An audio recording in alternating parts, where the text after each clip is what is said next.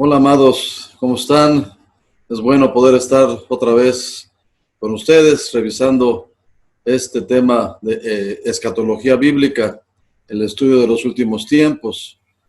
Eh, la sesión pasada hablamos acerca de la profecía, lo que es la profecía, por qué es importante estudiarla. Hablamos de la primera y la segunda venida de Jesús. La segunda venida es algo que esperamos que suceda en un futuro. Y hablamos de ciertas cosas que no se pueden explicar muy fácilmente, cosas que Jesús profetizó que sucederían. Y nos lleva todo eso a hablar de este tema, que es el que vamos a tocar ahora. Hablar del rapto y la iglesia. Y hablar dentro de esto de un tema que yo creo que es fundamental para los tiempos que vienen, que es el Evangelio del Reino.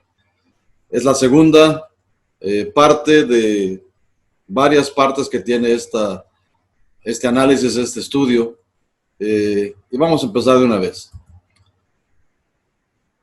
Hablando de la segunda venida y la parte del rapto, hablando de lo que revisamos la vez pasada, que lo puedes ver con más detalle si ves la primera parte, Jesús habla acerca de que regresará después de la tribulación de aquellos días, en Mateo 24-29, pero también menciona dentro de la profecía que sería una sorpresa, que vendría como en los días de Noé, que la gente estaría haciendo las cosas hasta que Noé entró al arca, vino el diluvio y lo sacó a todo el mundo por sorpresa. Y también menciona ahí en ese pasaje cosas como que uno será tomado y el otro será dejado, o una será tomada y la otra será dejada. Mateo capítulo 24, por ejemplo, el versículo 40. Y menciona también cosas como decir, no sabéis a qué hora vendrá el Señor. Y esto lo hace un poco extraño porque cuando uno habla acerca de la tribulación habla claras señales, o sea, la gente que pase por la tribulación sabrá que está en la tribulación. Es el tiempo en el cual se levanta el anticristo, hay una serie de eventos, de catástrofes mundiales.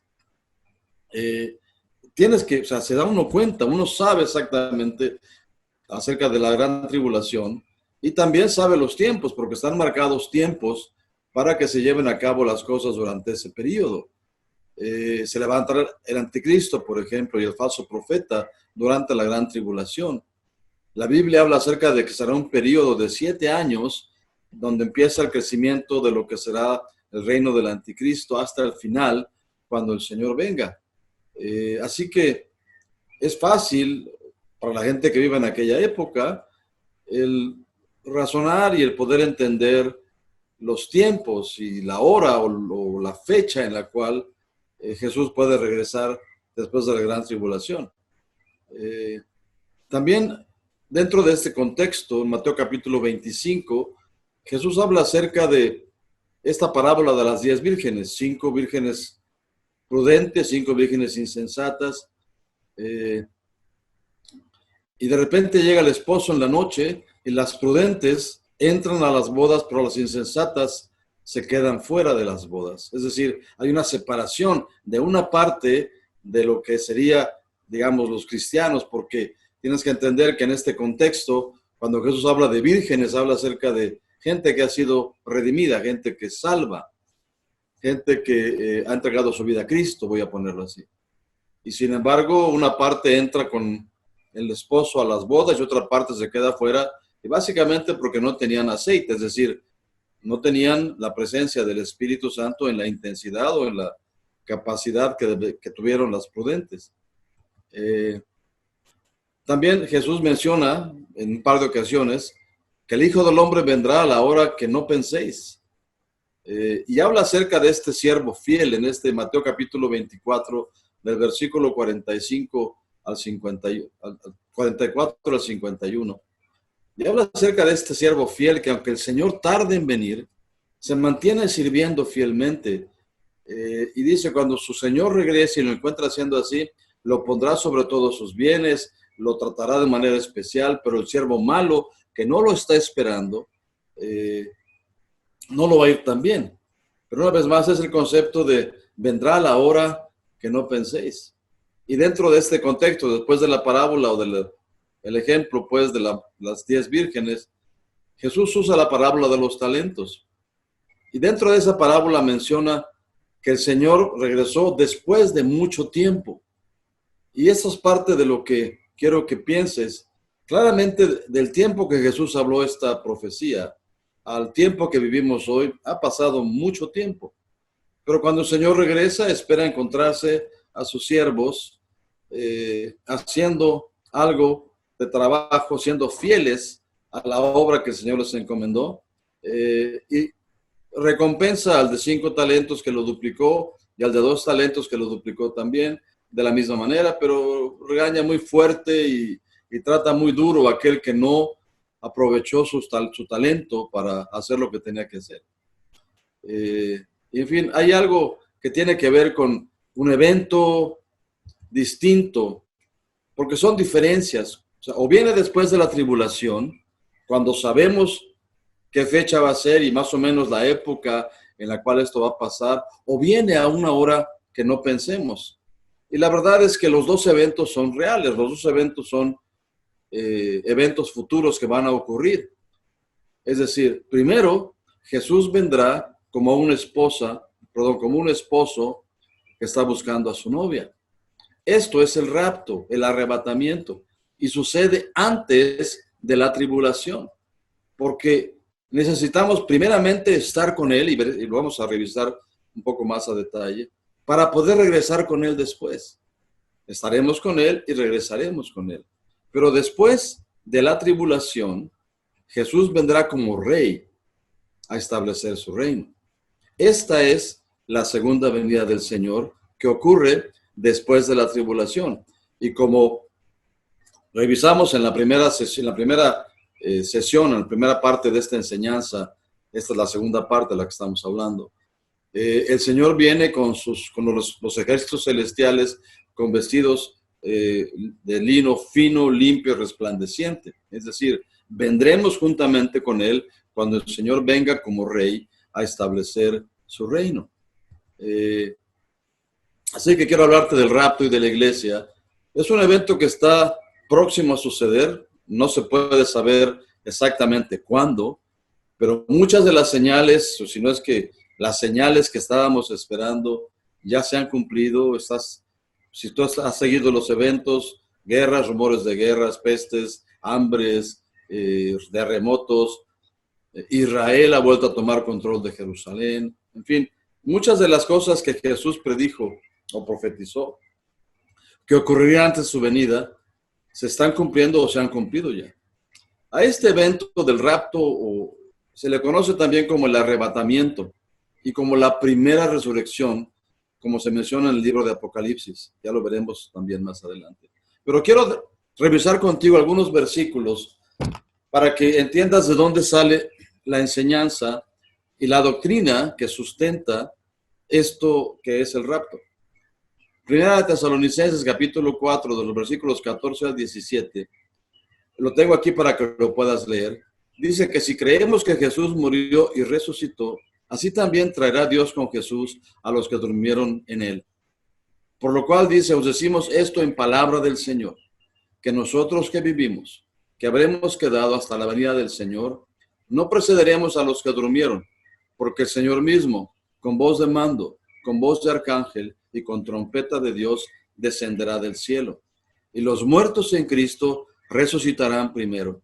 Y luego nosotros, los que vivimos, los que hayamos quedado, seremos arrebatados juntamente con ellos en las nubes para recibir al Señor en el aire. Y así estaremos siempre con el Señor. Por tanto, alentaos los unos a los otros con estas palabras. Y aquí hay una serie de enseñanzas fundamentales de cosas que van a ocurrir. Pero si te fijas, parte de este mensaje es que nos encontraremos con el Señor en las nubes. O sea, no es que Jesús baje a la tierra, sino que nosotros subimos a encontrarnos con el Señor en las nubes para recibir al Señor en el aire, dice el versículo 17. Así que esto es lo que se llama el arrebatamiento, porque seremos arrebatados juntamente con los resucitados en Cristo.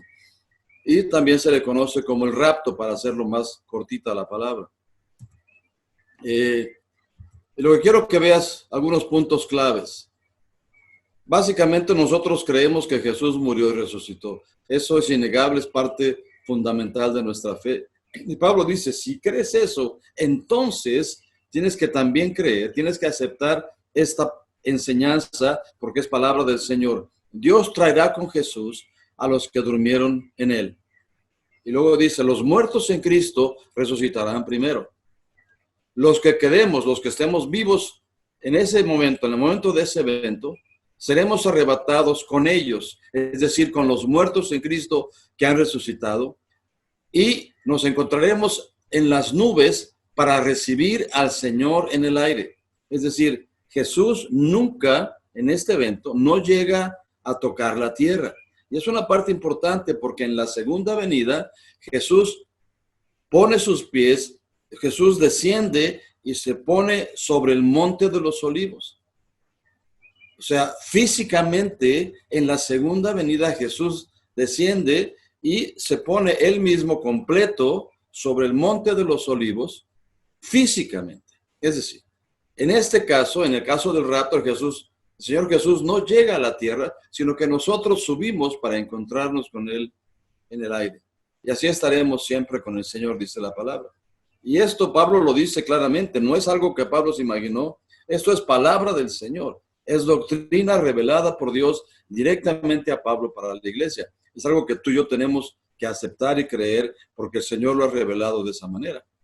Hay un par de versículos más que quiero que me acompañes. Primera de Corintios 15, versículos 51 y 52, habla de el mismo evento de una manera un poco distinta. Dice, aquí os digo un misterio. No todos dormiremos, pero todos seremos transformados. En un momento, en un abrir y cerrar de ojos, a la final trompeta, porque se tocará la trompeta, y los muertos serán resucitados incorruptibles, y nosotros seremos transformados. Y eso es básicamente el rapto o arrebatamiento, es decir, un misterio, algo que estaba oculto, pero que ahora está siendo revelado. Dice, todos seremos transformados. En un parpadeo, en lo que tarda un parpadeo en que ni cuenta te das, en un abrir y cerrar de ojos, pues, a la final trompeta, los muertos resucitarán incorruptibles y los vivos seremos transformados. Lo que quiero que veas aquí es que son dos cartas diferentes a diferentes iglesias de las que Pablo era su apóstol, y en ambas la enseñanza es la misma. En ambas el mensaje es el mismo, que vendrá un día en el cual los muertos en Cristo van a resucitar y los vivos seremos transformados. Un poco más. En Filipenses capítulo 3, versículos 20 y 21 dice, nuestra ciudadanía está en los cielos, de donde también esperamos al Salvador, al Señor Jesucristo. Y fíjate el versículo 21, el cual transformará el cuerpo de la humillación nuestra para que sea semejante al cuerpo de la gloria suya, por el poder con el cual puede también sujetar a sí mismo todas las cosas. Y aquí una parte importante y central a nuestra fe. Vivimos en la tierra, pero somos realmente ciudadanos del cielo. Somos miembros de la familia de Dios, dice Efesios capítulo 2.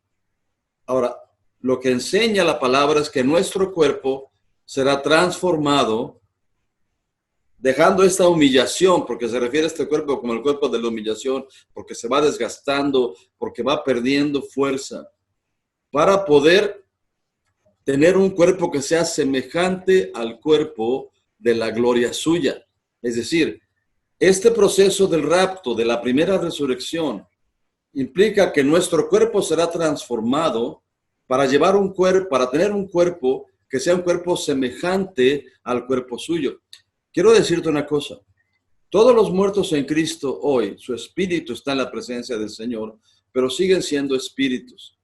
Pero cuando venga el rapto, esos muertos que están con el Señor ya van a tener un cuerpo nuevo, juntamente con nosotros. Ese cuerpo nuevo va a ser un cuerpo semejante al cuerpo glorificado del Señor Jesús. Un cuerpo sin limitaciones, un cuerpo que es un cuerpo glorificado, que tiene la capacidad de moverse en el mundo espiritual, en el mundo real, en el mundo físico, con total libertad, tal y como lo hizo el Señor Jesús después de su resurrección.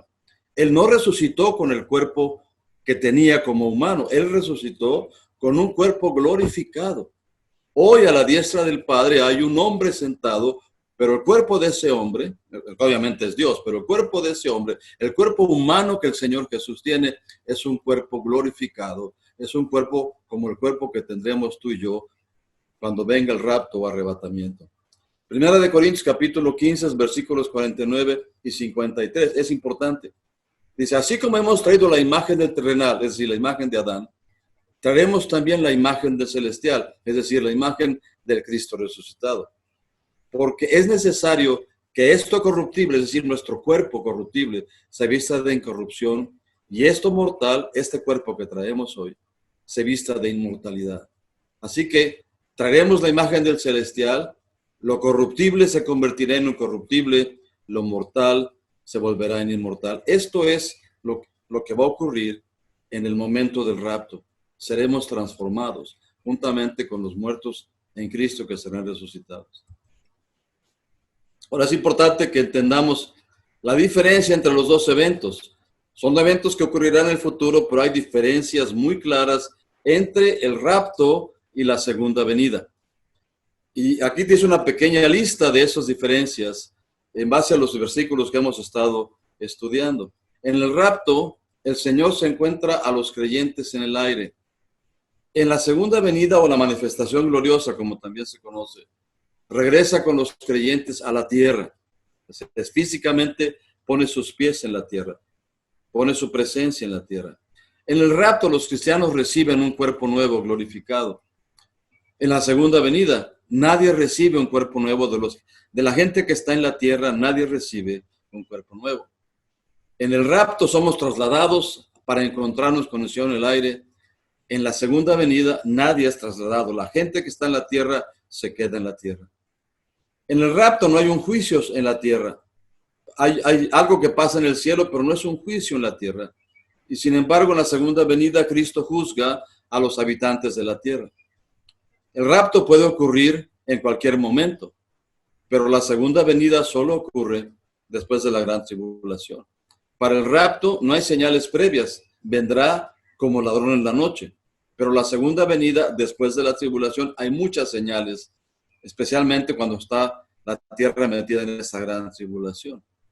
Después del rapto siguen 7 años de tribulación en la tierra, pero después de la segunda venida siguen 1000 años de paz en la tierra. El rapto afecta solo a creyentes, mientras que la segunda venida afecta a toda la humanidad. Así que verás, son dos eventos reales, profetizados, diferentes, marcados por diferentes señales, por diferentes manifestaciones, y tenemos que estar conscientes de los dos. Ahora, ¿qué pasa después del rapto en el cielo? Fundamentales después del rapto. El primero lo dice 2 de Corintios 5, que todos debemos comparecer ante el tribunal de Cristo para que cada uno reciba según lo que haya hecho mientras estaba en el cuerpo, sea bueno o sea malo. Es decir, ese tribunal de Cristo no es un tribunal de juicio para ver si entramos al cielo o no. No, no, no. Eso ya fue cubierto por la muerte y resurrección del Señor Jesús. Si entregaste tu vida a Cristo, tus pecados fueron perdonados, eres parte de la familia de Dios. Vamos a comparecer al tribunal de Cristo, ante el tribunal de Cristo, para recibir galardones. Pablo dice, para recibir coronas, para recibir la recompensa por la obra que hayamos hecho para el Señor. Que es algo extraordinario porque el Señor nos salva por gracia, nos unge con el Espíritu Santo por gracia, nos pone obras enfrente de nosotros para que las hagamos, y al final, después de haber hecho todo lo que nos mandaron hacer, nos da recompensas y premios por haber hecho lo que teníamos que hacer de cualquier manera. Increíble el amor y la misericordia de Dios para todos nosotros. Así que compareceremos ante el tribunal de Cristo para recibir galardones, no para condenación o salvación. La segunda cosa, el segundo evento que pasa en el cielo, se encuentra en Apocalipsis capítulo 19, versículos del 6 al 9, y se llama fundamentalmente la cena de las bodas del Cordero, ¿no? Bienaventurados los que son llamados a la cena de las bodas del Cordero. Y eso es lo que sucede. Con ese es parecido al ejemplo que Jesús usa para las 10 vírgenes que están esperando que el esposo regrese y es parte, digamos, de las costumbres que había en aquel entonces. Cuando el esposo llegaba y la novia estaba preparada, entraba con el esposo a las bodas y ahí empezaba la fiesta. Y la fiesta podía durar mucho tiempo, muchas veces una semana o más, dependiendo de la posibilidad que tuviera el esposo. Pero era algo que se celebraba por mucho tiempo para festejar el matrimonio o la unión del esposo con la esposa, con la novia. Y básicamente es lo que dice la palabra, es que estaremos en el cielo con el Señor, en este cuerpo glorificado, todos juntamente con Él, y tendremos este evento que se llama la Cena de las Bodas del Cordero. Y estaremos todos gozosos delante de Él. Ahora, preguntas que normalmente surgen y es, ¿estaremos en la gran tribulación? Bueno, creo que no, al menos no todos. La expectativa es que no estés en la gran tribulación.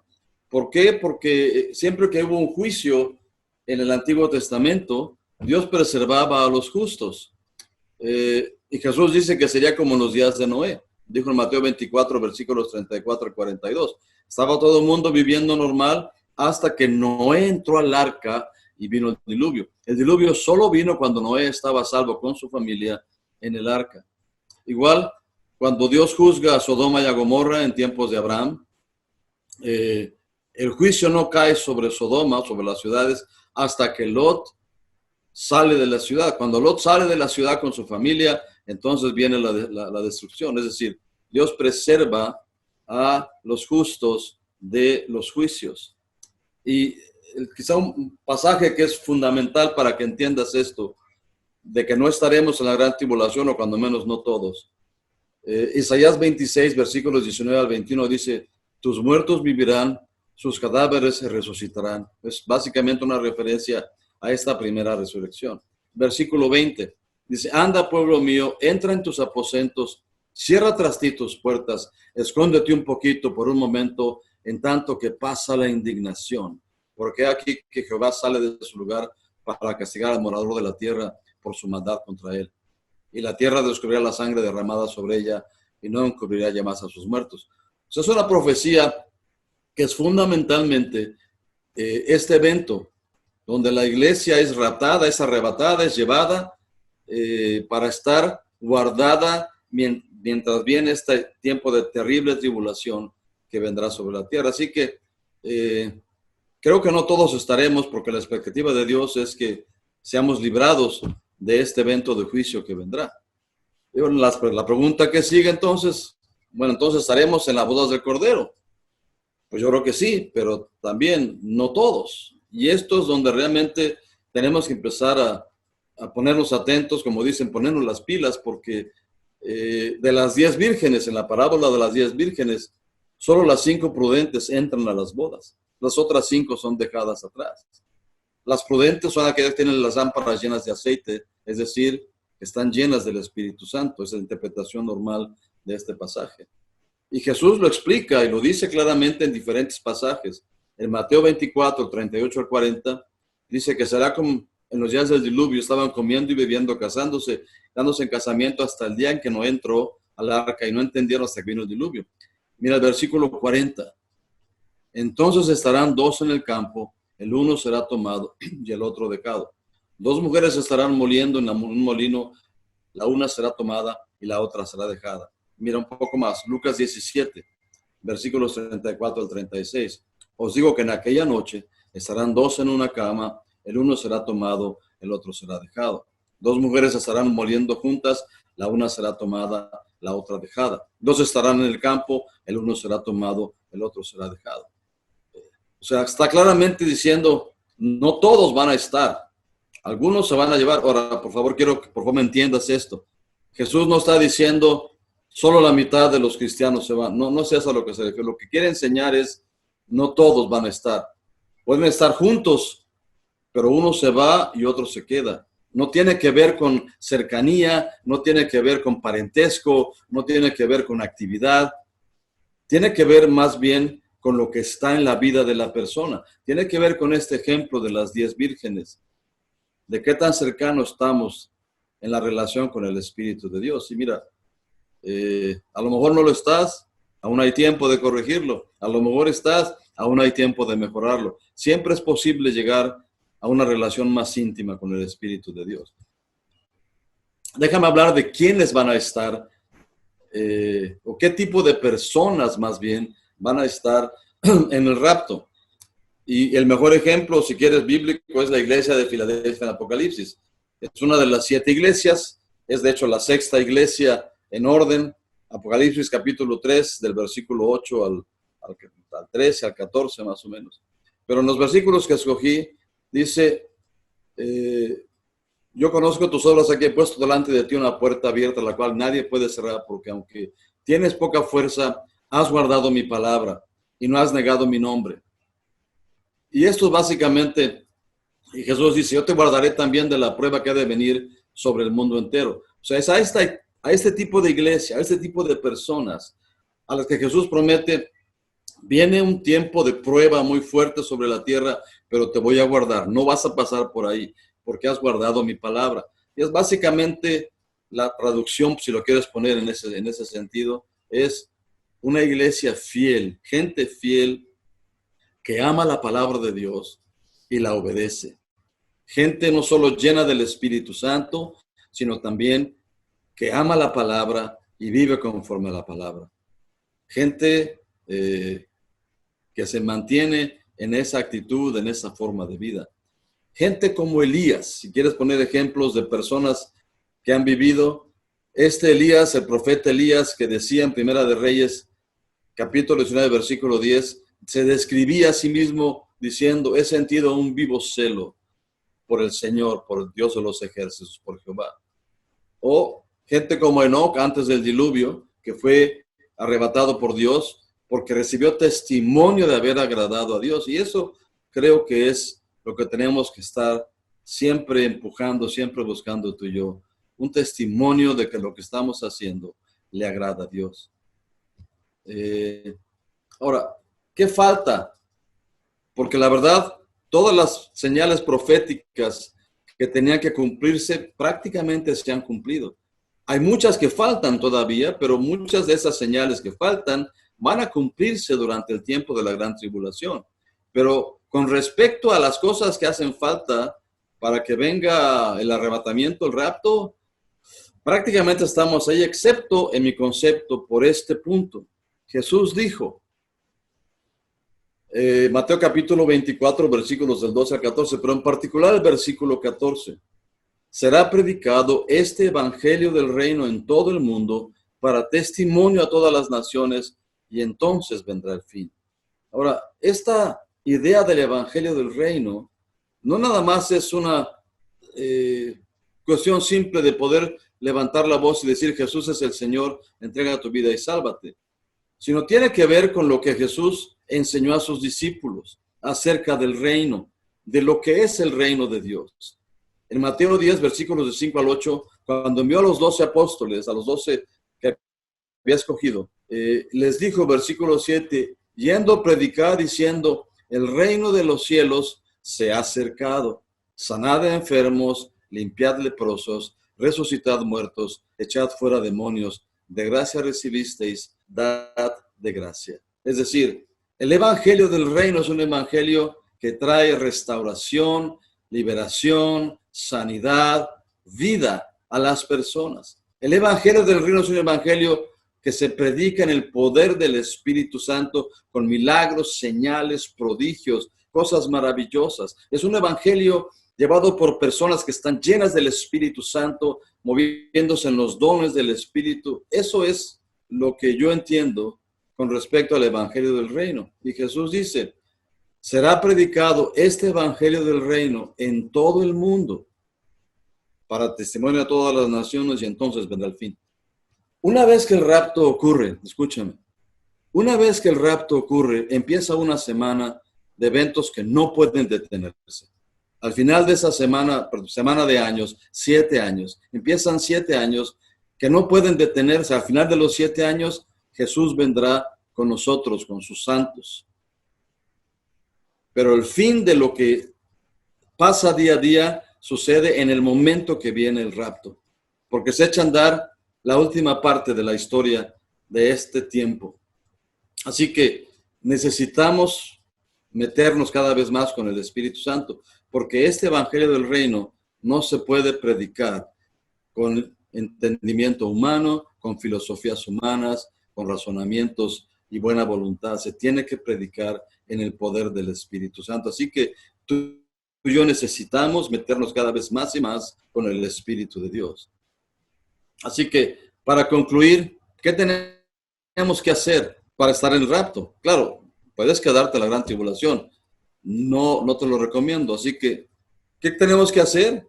Vivamos llenos del Espíritu de Dios, del Espíritu Santo. Procuremos siempre estar constantemente llenos del Espíritu de Dios. Eso es lo que hace a las vírgenes prudentes poder entrar a la boda con el esposo. Y eso es lo que hace a las vírgenes insensatas quedarse afuera, el no tener la presencia del Espíritu Santo en sus vidas. Van a tratar de conseguirlo y cuando regresan, el novio ya entró a las bodas, se quedaron fuera. Tú y yo necesitamos vivir siempre en esta llenura del Espíritu Santo, buscando no contristarlo. Pablo lo dice en Efesios capítulo 5, particularmente el versículo 18, pero dice 17 y 18, por tanto no seáis insensatos, sino entendidos de cuál sea la voluntad del Señor. No os embriaguéis con vino, en el cual hay disolución, antes bien, sed llenos del Espíritu. Esta idea, en el griego, el verbo que se usa es un verbo que es constantemente en acción. Es decir, podríamos traducirlo como estén constantemente llenados o llenándose del Espíritu Santo. Porque no hace falta un toque del Espíritu Santo, hace falta un fluir constante del Espíritu de Dios, buscar su presencia, buscar su intimidad. Procúralo, amado, no trates bueno, mañana a lo mejor empiezo, por favor, no lo dejes para mañana. Empieza hoy buscando más intimidad con el Espíritu de Dios, buscando unción que venga de otras partes, buscando que alguien con mayor unción o con unción diferente a la tuya pueda impartirte lo que tiene, pero mantente lleno, atesora la presencia del Espíritu de Dios. Procura no contristarlo, que tú puedas saber sin lugar a dudas que el Espíritu de Dios mora en ti, que puedas sentir su presencia. Dedica tiempo a desarrollar esa intimidad, a desarrollar esa amistad. Segundo lugar, mantente ocupado en la obra del Señor. Jesús lo dijo en Mateo 24, versículos 45 y 47. ¿Quién es pues el siervo fiel y prudente, el cual puso al Señor sobre su casa para que les dé alimento a tiempo? Bienaventurado, dice aquel siervo, al cual cuando su Señor venga, le haya siendo así. Mantente ocupado, no preocupado, pero ocúpate en la obra del Señor. Comparte la palabra, anima a la gente, da palabras proféticas de exhortación, de consolación, de edificación. Muévete en el Espíritu Santo, lleva la presencia de Dios donde quiera que vayas. Mantente consciente de que la obra del Señor no se hace necesariamente dentro de las paredes de la iglesia. Ahí vamos para edificarnos, para fortalecernos unos a otros, pero la obra se hace afuera, donde la gente tiene necesidad, ahí en el mercado, ahí en tu trabajo, ahí en tu escuela. Ahí puedes llevar la presencia del Espíritu Santo, orar por enfermos, limpiar leprosos, sanar gente con todo tipo de enfermedades, traer vida al lugar donde estás. Y dentro de este concepto usemos bien nuestros talentos. Y por favor, quiero que me entiendas, eso es la parábola de los talentos que seguramente has leído. Pero el punto que quiero ponerte aquí no es el talento de aquel es mejor que el mío. Dios te ha dado cosas especiales. Te ha dado habilidades, te ha dado bendiciones, te ha dado sensibilidades, te ha dado cosas que no se las dio a otra persona. ¿Por qué? Porque es en ese conjunto del equipaje, por llamarlo así, espiritual que tú traes, del buen equipaje que el Espíritu Santo puede usar. Que Dios puede usar tu vida para traer una gran cosecha, para que se multiplique lo que Dios te ha dado. No andes viendo qué es lo que tienen los demás, y por supuesto, no digas, bueno, esto es lo que tengo, lo voy a guardar para que no se me vaya a perder. Mira, la unción que Dios pone en tu vida, si tú no la das a otra persona, deja de fluir. No permitas que los talentos que Dios te ha dado por la unción del Espíritu Santo dejen de fluir, dejen de desarrollarse. Si tú permites que el talento que Dios te ha dado, que las habilidades, que la unción, que lo que Dios ha puesto en tu vida pueda bendecir a otras personas, seguirá fluyendo, seguirá creciendo, seguirá haciéndote cada vez más fuerte, más útil en el reino. O sea, son cosas que tenemos que hacer. Ahora, también dentro de esto de qué hacer, Jesús lo dijo claramente, velar y orar.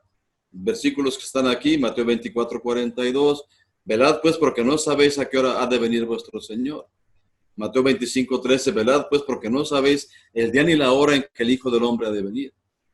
Y quizá el versículo que más me ha impactado siempre es este versículo, Lucas 21:36, donde Jesús nos dice, velad pues en todo tiempo, orando, que seáis tenidos por dignos de escapar de todas estas cosas que vendrán y de estar en pie delante del Hijo del Hombre. Amado, el rapto puede ocurrir en cualquier momento o puede tardar, no sé cuánto tiempo vaya a tardar. Tienes que entender esto. La iglesia del primer siglo, la iglesia que recibió la enseñanza apostólica de los apóstoles del Señor, tenía esta expectativa clara y vivían bajo esta certeza, el Señor viene pronto. Así se saludaban, Maranata decían, el Señor viene pronto, o se despedían usando la misma palabra. Y sin embargo, proféticamente, había cosas que no podían ser porque no se habían cumplido. Y sin embargo, había esta expectativa, aunque proféticamente no podían alcanzarlo, había esta expectativa de que el Señor viene y nos va a llevar con Él. En este tiempo que estamos viviendo, en el año 2020, estamos mucho más cerca. Hay señales que se han cumplido, hay cosas que han pasado, que marcan claramente que el tiempo ha avanzado, que estamos cerca de este evento. Así que yo te pido, no te sientes a descansar, no te sientes a ver pasar el día.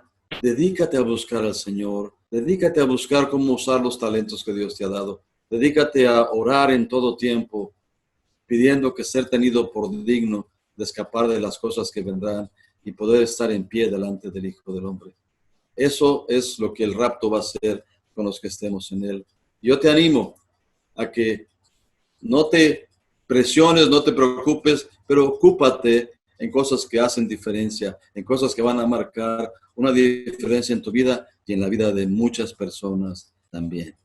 Así que esto es lo que tengo como enseñanza para el rapto. En la siguiente ocasión que nos reunamos, te hablaré de Israel y de las 70 semanas de Daniel, la profecía de las 70 semanas. Te recomiendo que leas el libro del profeta Daniel. Y quiero cerrar esta enseñanza con una pequeña oración para bendecir tu vida.